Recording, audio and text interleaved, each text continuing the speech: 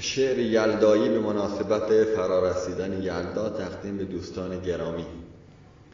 امشب شب تاریکی، امشب شب ظلمت هاست، در دامن ماه امشب عکس رخ تو پیداست.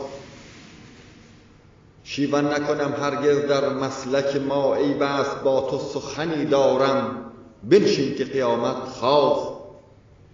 گویی که به جان من آتش زده افکارم، ای دوست مرا دریاب، اندوه دلم دریاست.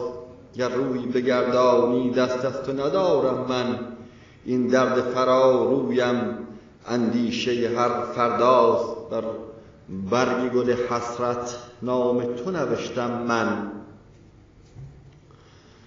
بر برگ گل حسرت نام تو نوشتم من. با من نفسی سر کن که این لحظه خدا با ماست. هر واژه شعر من چون گل به تو ارزانی، هر آنچه تو میخواهی برخیز بیا اینجاست.